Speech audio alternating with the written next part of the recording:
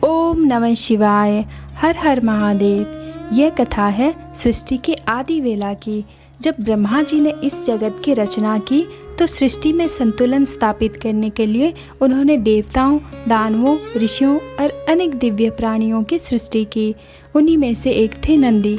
नंदी न केवल भगवान शिव के वाहन बने बल्कि उनके परम भक्त, सेवक और मित्र भी बने।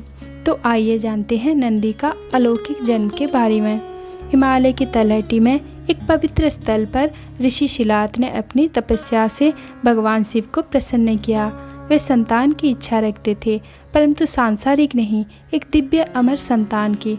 शिव जी ने आशीर्वाद दिया, हे शिलात, तुम्हारी तपस्या सफल हो। एक तेजस्वी बालक तुम्हारे समीप उत्पन्न होगा, जो मेरा परम भक्त और मेरा वाहन बनेगा। एक दिन जब शिलात ऋषि यज्ञ कर रहे थे, यज्ञ कुंड से एक दिव्य बालक का प्रकट हुआ। स्वर्णवन, तेजस्वी, सिंह के समान नेत्र और वृषभ के चिन्ह सहित उसका नाम रखा गया नंदी। नंदी बाल्यकाल से ही असामान्य था। वह बालक साधारण नहीं था।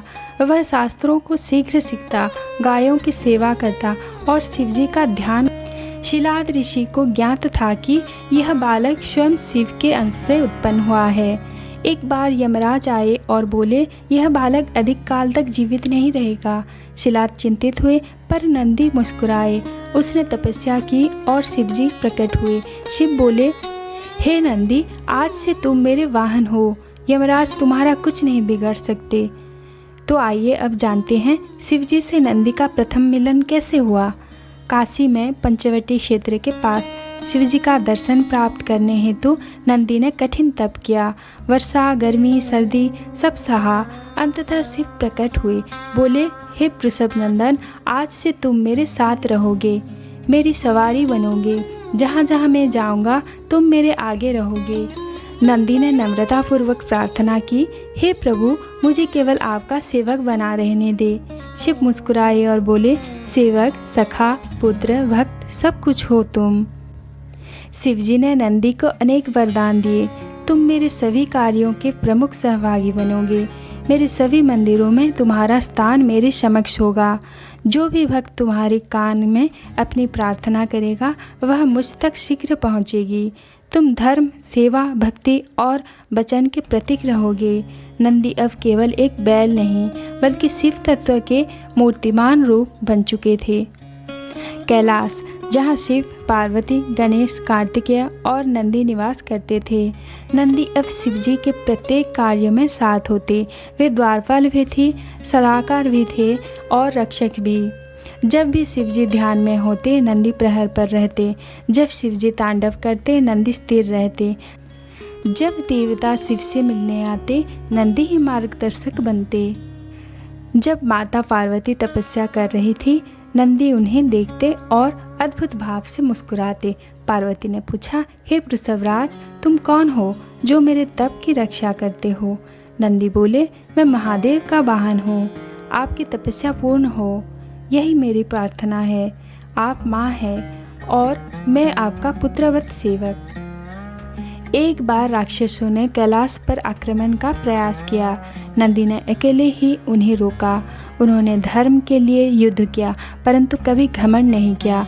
वह सदा कहते, यह शिव की कृपा है, मैं तो निमित्त मात्र हूँ। तो आइए अब सुनते हैं नंदी के कान में प्रार्थना और इसका पौराणिक आधार। जब शिवजी ने नंदी को अपना द्वारपाल और मुख्य वाहन बनाया तब एक विशेष वरदान दिया। हे नंदी, जो भी भक्त अपने हृदय की बात तुम्हारे कानों में कहेगा तुम उस संदेश को मुझ तक शीघ्रता से पहुंचाओगे। मैं उस भक्त की प्रार्थना को तत्काल सुनूंगा। इस प्रकार नंदी केवल वाहन नहीं बल्कि भक्त और भगवान के बीच का संवाद सेतु बन गई। शिव मंदिरों में शिवलिंग के सामने एक विशाल नंदी मूर्ति होती है। भक्त जब अंतःकरण की कोई मनोकामना लेकर मंदिर आते हैं, विवाह, संतान, नौकरी, सुख शांति, तो वे नंदी के दाएं कान में धीरे से अपनी इच्छा कहते हैं। यह मान्यता है कि नंदी न केवल सुनते हैं बल्कि उस इच्छा को अपने भीतर आत्मसात कर शिव तक पहुंचाते हैं, जैसे संदेश वाहक।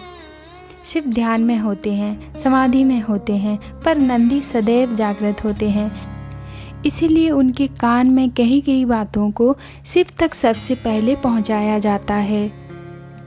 बहुत समय पहले की बात है।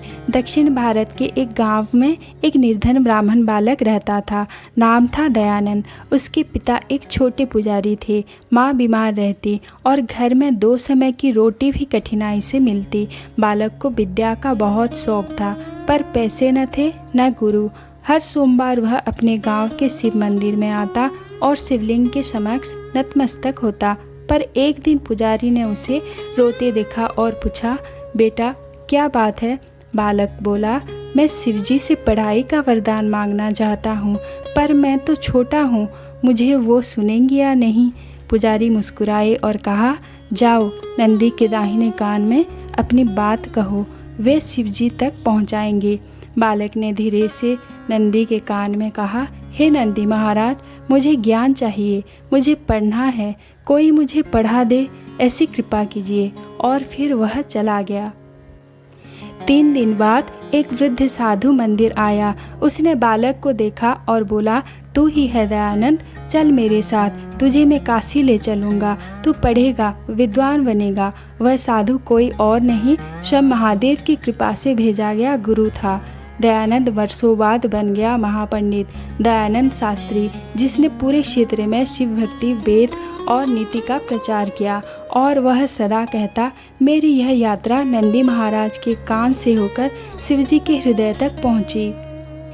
त्रेता युग। लंका का सम्राट रावण पराक्रमी, ज्ञानी परंतु घमंडी। वह कैलाश गया शिवजी से वरदान मांगने। कैलाश पर नंदी द्वारपाल थे। रावण ने कहा, शिव से मिलना है, हटो मार्ग से।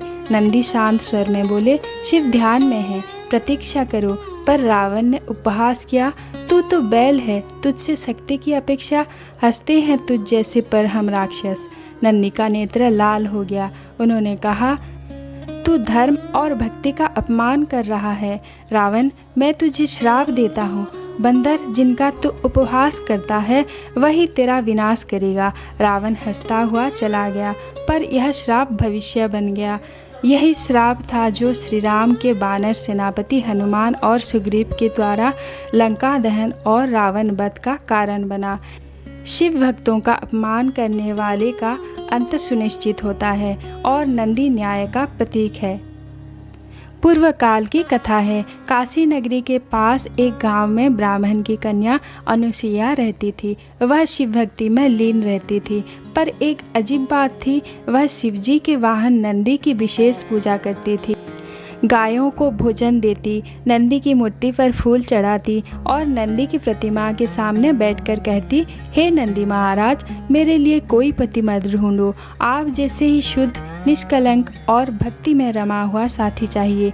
लोग हंसते, कन्या तो नंदी से विवाह की इच्छा करती है, पर उसकी भावना सच्ची थी।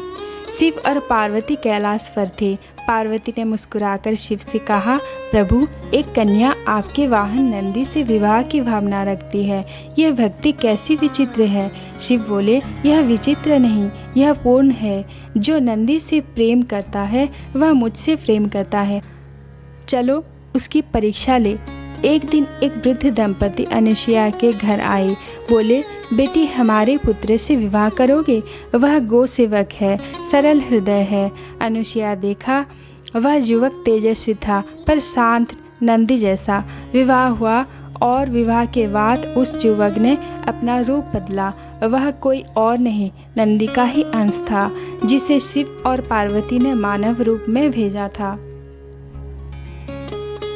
विवाह के समय शिव पार्वती स्वयं वर वधू के रूप में उपस्थित हुई और आशीर्वाद दिए और कहा, जो भक्ति नंदी से होगी वह हम तक पहुँचेगी, चाहे निर्धन बालक हो, राक्षस राजा हो या कन्या भक्त। नंदी सभी के लिए समान है, विचार और चेतना के वाहक।